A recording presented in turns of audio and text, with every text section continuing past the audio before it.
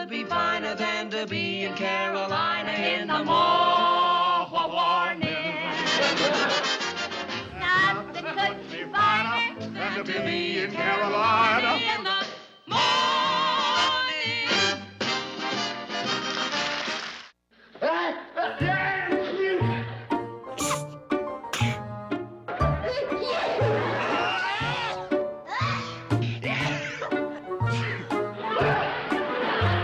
From now on, when I sneeze, I'll try to sneeze more friendly.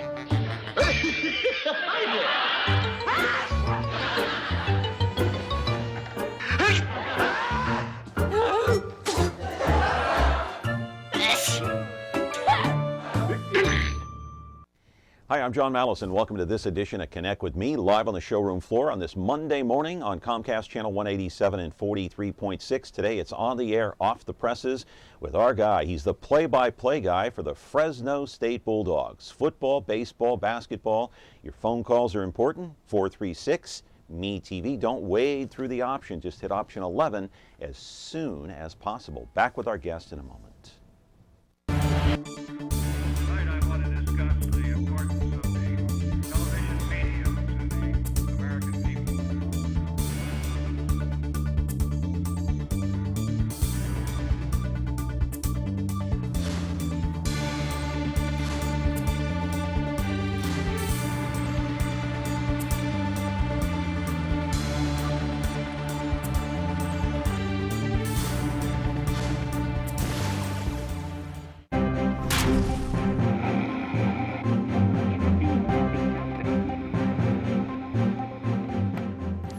Today it is on the air, off the presses here on Connect with Me on MeTV Fresno. And I got to tell you, I hope you had a great weekend.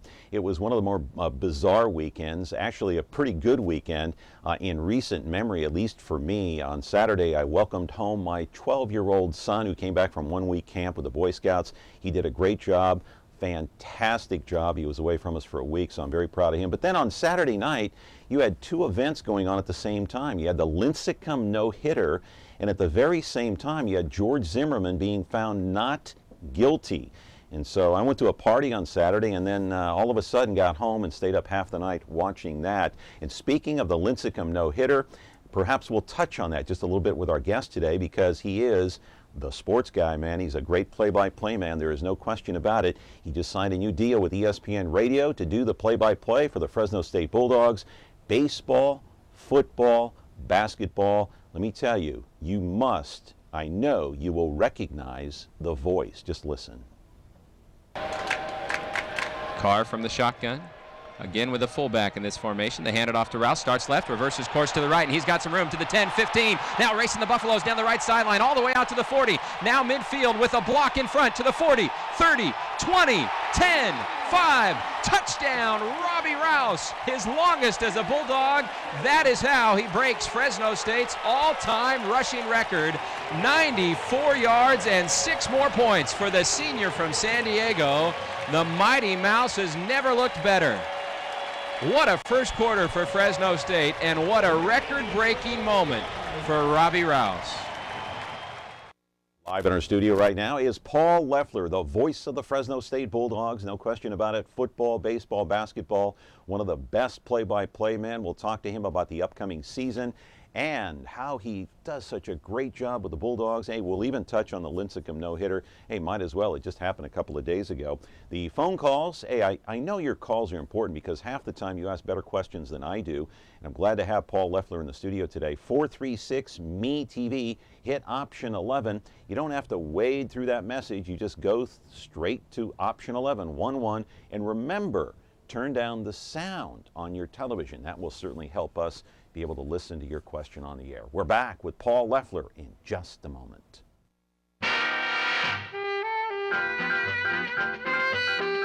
I'm Trip Douglas. Welcome home and stuff. And I'm Ernie Douglas. James Bond, Secret Agent 007. And we're here to tell you. Ernie! Just a minute, Uncle Charlie. Come on, Ernie, you're gonna be late for school. We're doing a promo for MeTV and Jump. Ernie, Trip. Yes, Dad. Come here a minute, will you? We'll be down in a minute. As I was saying, Tramp, be quiet. Tramp? Hey, have you guys seen Robbie? Oh, hi, I'm Katie Douglas. were my 3 sons. Ernie, I had to learn about women like Melissa through long, tough experience. Let me make my own mistakes. They're half the fun. And 1 daughter-in-law. Thanks. Now I really feel like one of the family. Watch me on Me TV. You think girls are just boys gift wrap. Weekday mornings at 7, 6 Central on MeTV. It's real neat. You know, last December, I think it was, I saw Paul Leffler at the baseball banquet here at the Convention Center and asked him to come on the show, and he's been gracious enough to, you know, take the time to come on. He's been busy, of course, with basketball season and then baseball season, and he is finally here. 436 MeTV, option 11. Turn down the sound on your TV. Paul, it's good to see you. I'm glad you're on the show finally. Hey, thanks for having me, John. Yeah. Pleasure to be here. You're a busy guy. Football, baseball, basketball. I've been accused of such, yeah. Got 2 little girls and a wife that keep me as busy as ever, and spending a lot of time with veterans, too, keeps me hopping. I know. You know, before I get into your career a little bit, I do want to ask you about the Lincecum no-hitter. Oh, yeah. Did you, I mean, I stayed up half the night. When I got home from this party on Saturday, I was up till 3 or 4 in the morning. I was bouncing back from Zimmerman to Lincecum. It was one of those deals. I needed 2 televisions side by side. So, what'd you think? Well, I think it was interesting timing because he's been on the trading block. But you know what I pay attention to is how the announcer handles it. That's just how I'm wired.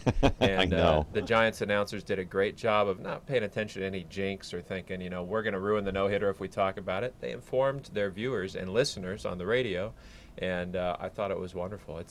A no-hitter in baseball is about as exciting and exhilarating thing as you can come up with. So you must have listened to John Miller and Dave Fleming. Exactly. Yeah. And this is kind of a running thing with Fleming because part of the way he got the Giants job was calling Kevin Millwood's no-hitter against the Giants when he was filling in. And then, of course, he had Matt Cain's perfect game.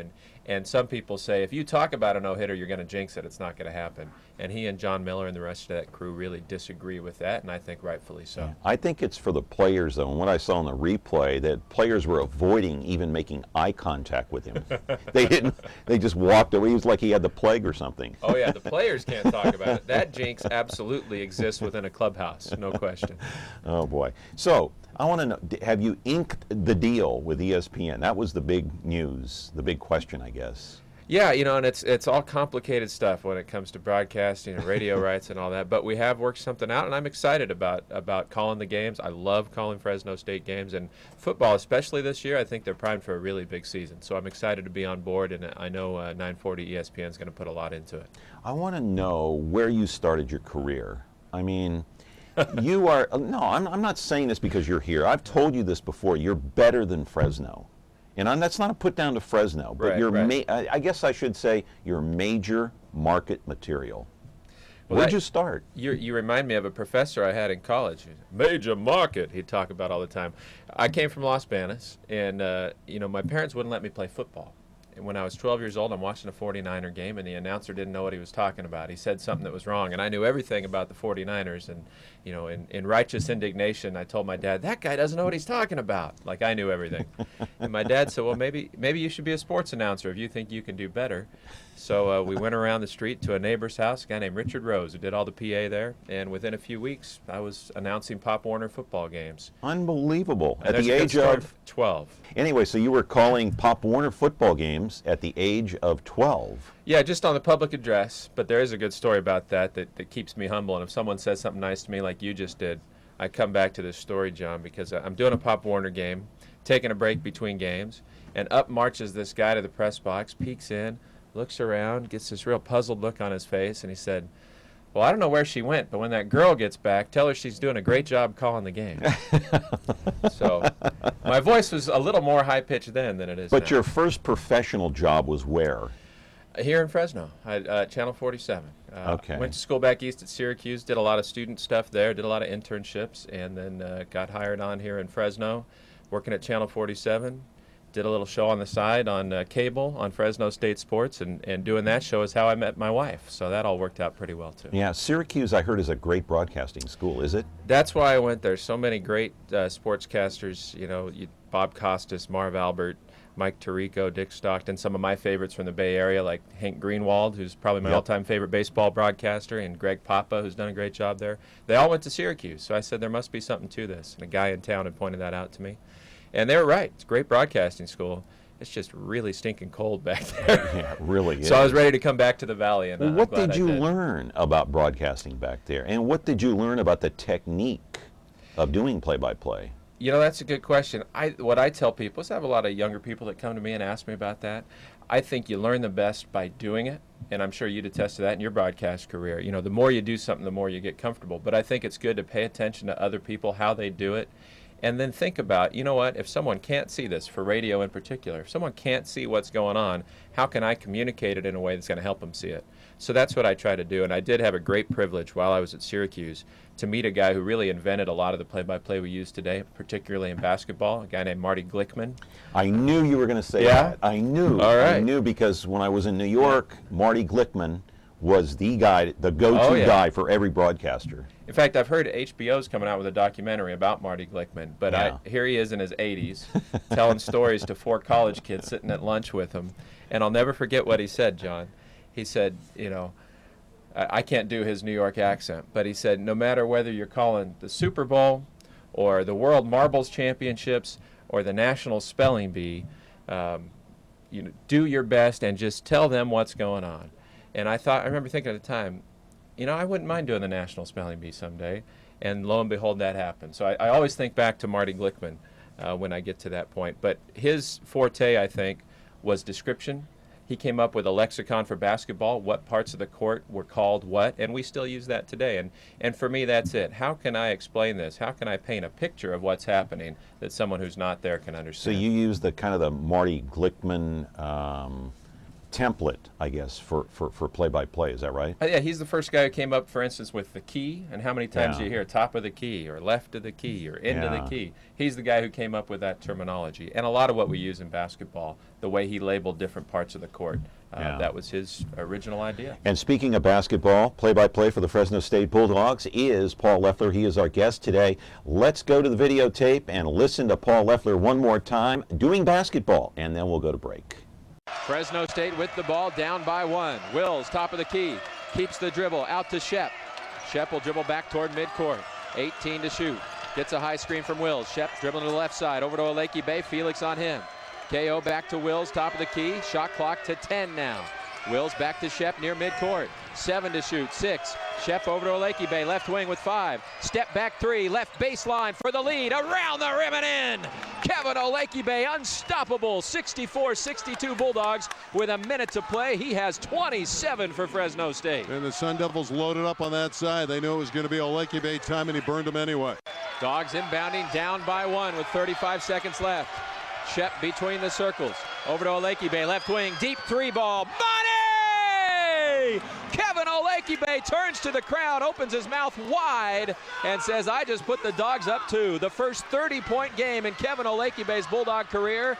The Devils need a 2 to tie. They'll take time with 25 seconds left. Ventura TV Appliance Center. We're the save energy, save time, save money place. The Energy Star qualified #1 rated high-efficiency Cabrio from Whirlpool Place. You heard right. Right now, save big on select Whirlpool Cabrio laundry pairs and pay no interest when paid in full within 6 months. At the hometown low price, think outside the big box place. Since 1951, Ventura TV Appliance Center. We're working hard to be your place.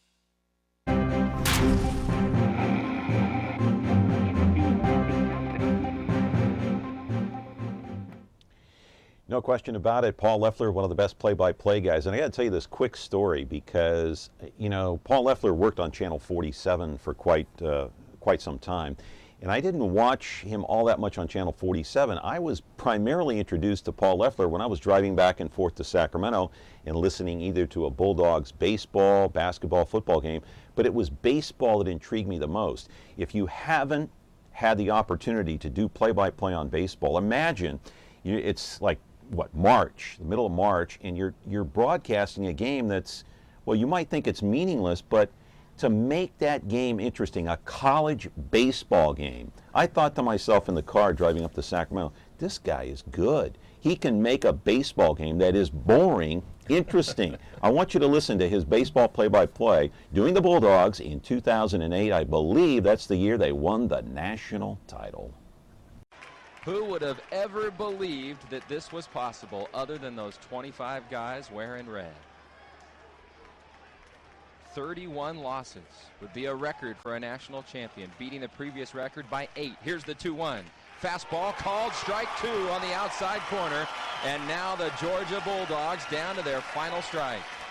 It was Georgia that came from behind and won 7-6 in game 1, led 5-0 yesterday before the Bulldogs finished them. And now Brandon Burke trying to put the magical finish on a magical season. Here's the 2-2 pitch. Just a little bit low. You could hear the entire stadium waiting for a called third strike, but David Wiley, the home plate umpire, gave him the benefit of the doubt. Danny Grubb comes back and pats him on the back. How about that? So what's your focus for each sport? Is it different? It's a different challenge, and that's why I love all three sports, because it's each one presents a different challenge. I think for baseball, obviously a lot of people are watching the ball, but there's a lot more that's going on. What's the runner doing at first base? What's the pitcher doing? How's the outfield shifting before a pitch? And trying to keep... And it's slower. It's much slower. Very much so. And that's why I was so impressed with you in the car, and I'm thinking to myself, you're making this game sound a lot more interesting than it really is. How do you do that? I think a lot of that is some of the guys I've worked with that help me understand the game, you know, a lot more. I think back to the years I spent with Steve Hosey, who was a great player here at Fresno State and had played pro ball, and getting that understanding of what's going on in the dugout, what's the manager thinking, and then sharing some of that with the listeners. You know, Coach Mike Batesel for Fresno State, you get to know his tendencies. So then when a player gets up and it's a bunt situation, I have a pretty good feel for when he might bunt, when he's going to take the bunt off, and I can share that with the listener. So a lot of it, I think, is just experience, knowing the people involved, and then, you know, having some background on the players, doing a little homework ahead of time. But baseball, I think, is a fun thrill and a challenge, because you do have to try to keep it interesting, and that challenge to fill all the time and not put people to sleep. So I'm glad you didn't doze off on the 99 there. No, I didn't. I didn't even need a cup of coffee or sunflower seeds, actually. Good morning. You're on with Paul Leffler. What's your question? Hi. What I want to know is, I mean, I'm too old already myself. I'm like almost 50, but is this something that people always want to be in front of people want to be in front of the camera in broadcasting? Is this something that's being lost? Is it something that kids coming up should be going into, like learning this kind of this play-by-play type stuff? Because not for me, like I said, I'm too old. But I mean, my kids, the one's a junior, one's a senior. You know, that's a good question. I think that radio play-by-play is somewhat of a lost art. Most of what we experience now is television play-by-play, because so many more games are on TV than they used to be. You know, I grew up, we didn't have a TV in our house. I listened to the radio so much, and I love that craft of turning a picture into words. And to do that in an instant, that's what I enjoy. But I think a lot of what you hear on the radio today is less descriptive, because we're so used to a television broadcast where the pictures kind of augment what you're hearing from the announcer. Right, and I want to turn you to the monitor. Sure. We're going to take a look at some of your storyboards or play-by-play boards that you make up during the game. Right. Now, what are we looking at here? This is that's football. Okay. So a lot of that I'll print up on my computer. All that little red ink is stuff I'm adding specifically for that game, updated stats, maybe a note about who the guy is. This is a baseball scorebook. You'll see there Aaron Judge, who just signed with the Yankees. That's the game where he hit 2 home runs off of Mark Appel, the #1 draft pick. That was against Stanford. So that's you're seeing both sides of my scorebook there. You'd have one team on one side, the other on the other side. I've got the defensive alignment up at the top of the page. The coaches will be in that upper right-hand corner. So that's a lot of what I'm doing leading up to a game, is filling in each one of those details. Sometimes you have to wait for the lineup card to do it. But a lot of prep goes into each game. But that's what's in front of you during the game. How long does it take to make up one of those boards? You know, the most time-consuming is football, because you have so many more players to prepare for. You know, on any given football game, I'm probably going through 100 different players to tabulate their statistics, make sure I know biographical information. Maybe a guy on the opposing team played high school with or against one of Fresno State's players, and making sure that when something happens in the game, if a particular player does something, I know the significance. Maybe that put him over 1,000 yards. Maybe it's the first touchdown he's ever scored. Maybe it had been 13 games since he'd found the end zone. When those things happen, I need to know what it means, and doing all that preparation helps me be prepared in that moment. Does it take a week to make up those boards, or longer? I would say for a football board, probably a good 8 to 12 hours, depending on the game. Yeah. And the thing about play-by-play, and I know we got to go to break, we're running short on time here, but you've got to not only know the players, okay, as the action is going on, you have to know the players no matter what sport it is, especially in basketball when everything is flying by, but then you have to paint the picture, describe the scene at the same time. That's almost like a dual thing that you have to worry about. It is, and I think if you're experiencing it there, courtside or in the press box or wherever you are to call in a game, if you're experiencing it, then you need to help the listener experience it. So if you smell popcorn at a baseball game, hey, tell the listener that. That helps them feel a little more like they're there. It has nothing to do with what's happening on the field, but it does put them in the ballpark and help them feel what's happening. It's the ultimate in multitasking. I There's no question about it. Yeah. Another call, you're on with Paul Leffler. What's your question? I have 2 questions, and I'll take them off the air. Okay. First of all, who's going to win the All-Star game? And secondly, will the A's ever be properly represented at an All-Star game in the future? Ooh. You expect me to answer those questions, huh? You're an A's fan, aren't you, John? Or are you a Giants fan? Primarily a Giants fan, but secondly an A's fan. Okay. All right. Well, I'll tell you, as far as the A's being properly represented, I don't know if that answer can be, if any of us can come up with that one. And who's going to win the players on Oakland? Great players. I mean, they got Moss and Reddick and Cespedes and Crisp in the outfield, and terrific team. Donaldson hit that home, or was it a home run yesterday? Yeah, he hit the home run yesterday. Yeah. No, they've got a terrific young ball club, and they're playing great. And who's going to win the All-Star game? It's a 50-50 shot. Who cares? Yeah, who cares? It's entertainment. They'll care when they get to the World Series, those few guys that are on that team. But I think the National League might have the leg up this year. I'll go out on a limb and say the NL. Yeah, and all the Giants players, they're all backups this year. I know. Did you notice that? Funny. And their skipper's the guy picking the team. I know. We're talking with Paul Leffler. We got one interview segment left here on Connect With Me. Your phone calls, 436-ME-TV, option 11. Back in a moment. Weeknights on MeTV. Who loves you, baby? You shouldn't ask. It's Kojak. Well, it sounds like music to my ears. On MeTV. Look at me. Why do we love him? Maybe it's the way I comb my hair. Or maybe it's his trusty right-hand man. More bite? Crocker! Crocker! Crocker! Kojak! Well, I just wanted to hear how it sounded. Telly Savalas is Kojak. Story of my life, baby. Weeknights at 12:30, 11:30 Central on MeTV. Who loves you? We are back here with Paul Leffler. We got a few minutes left, and I want to talk about Honor Flight. Let's turn to the monitor one more time. Take a look at that World War II Memorial in Washington, D.C. Of course, that sits on the National Mall, built a few years ago. What is Honor Flight that you're involved in? Well, the key words you said there, John, were a few years ago, because this beautiful World War II memorial wasn't completed until 2004. That means most World War II veterans, because of their age and physical condition, and in some cases finances, have never had a chance to be there to see that World War II memorial in person. So Honor Flight is an organization. It's nationwide. It flies World War II veterans to Washington, D.C. free of charge so they can visit the memorial. We haven't had a local hub in Fresno, and we have just started that. So we're off and running. We're taking donations. We're signing veterans up and planning our first flight for late October of this year. How do you give if you want? The website is cvhonorflight.org. So CV like Central Valley, honorflight.org, and there's a PayPal button there. You can donate online. There's also instructions on the website to send checks in through the Fresno Regional Foundation, who provides tax-deductible status for all those donations. Okay, so once again, it's cvhonorflight.org. How much money in the till right now?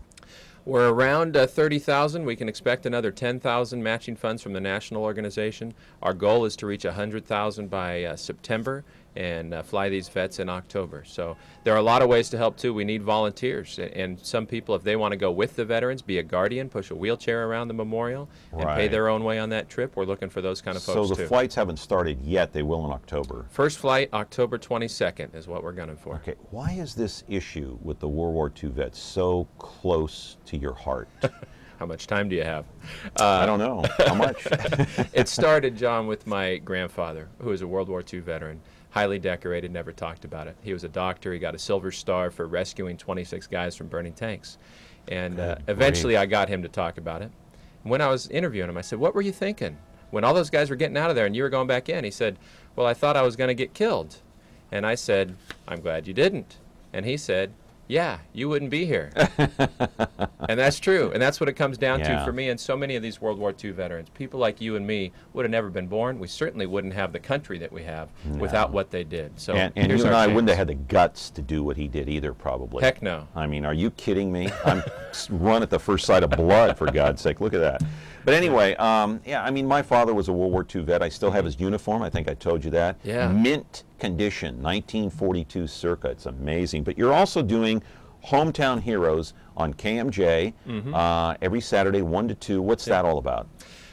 This is something I started many years ago, and it's basically an hour show where I spend that hour with a World War II veteran, talking about his experiences, how he got into the service, what he remembers about Pearl Harbor Day, the close calls that he had, what it all meant to him. Sometimes it gets pretty emotional. A lot of times I react the way you just did. You know, I wouldn't have had the courage to do that. A lot of these guys were 18, 19 years old. We're wimps next to them. We really are. You stop and think about it. The World War II vets had guts and determination and strength. No doubt, no doubt. And that greatest generation tag, I think, is very accurate. And I learned that again every week doing this show. And it's starting to grow. It's on in Bakersfield and San Luis Obispo now, too. And I'm hoping to continue to spread it around the country and just remind people that freedom isn't free. There's a price that's been paid for it. Could it be syndicated eventually, your show, around the country? Yeah, it's syndicated to those markets right now, and it's certainly available for other stations to take. And I'm going to be putting a lot more time and energy into spreading it. And how do you find time for that? Plus, do what you do. I mean, it's when do you sleep? I sleep very well and have a lot of great time with my family. But you know, God is good. He's faithful, and my thing is, if I do the things that God puts on my heart and trust Him to take care of the details, He's never going to let me down. So I'll keep doing it. My best to you and your wife and your 2 daughters. How old are your daughters? 9 and almost 7. Wow, that means 17 and 24. Feels like that sometimes. Absolutely. It's great to see you, Paul. You too, John. And I know you're going to be busy during the season, but come back again maybe next year after when the season's over. We'll have lots to talk about, I'm sure. All right. Thank you much, Paul. Paul Loeffler, the play-by-play guy, one of the good guys for the Fresno State Bulldogs. And you know what? Football season is around the corner, so brace yourselves. Tomorrow we're back with another edition of Connect with Me on MeTV Fresno.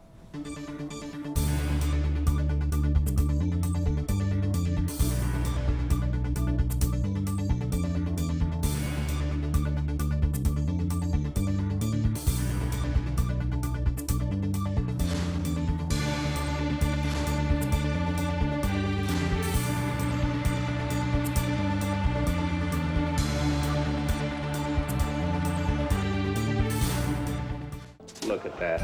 Isn't that a great layout? You son of a gun. This campaign is no good. No good! Darren and Larry, the original Mad Men on Bewitched. Just about every morning, in just about every city and town across this great land, there are those who head to work early and get home late. They're the independent dealers of North America. Their priorities come from Main Street, not Wall Street. They work in showrooms and warehouses, not glass buildings or ivory towers. Their customers have names, not numbers, and their family's name might even be on the building. They're independents.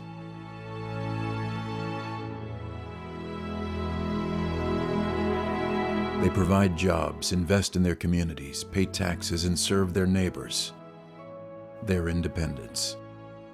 With hard work, good judgment, and a little help from above, they're able to carve a living out of a storefront, some inventory, and their most valuable assets, their customers. They're independents. There was a time not that long ago when the MBAs, the consultants, and even a few suppliers had written them off. Surely the corporate giants with their massive resources and billions in sales would snuff out the independent flame. But those guys don't make the rules. Customers do. Now it's becoming clear. There's a change in the air. A realization that customers are demanding more. Who can deliver quality? Where did service and advice go? What happened to trust? Well, it's been right here all along. In every delivery and every handshake at each of the thousands of independent dealers of the Nationwide Marketing Group and its divisions. Working together to buy better, sell smarter, and compete tougher. So think outside the big box. Think independent and save. Since 1951, Ventura TV Appliance Center. We're working hard to be your place.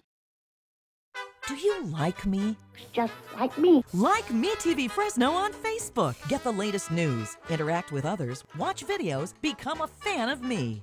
Exclusively brought to you by Ventura TV.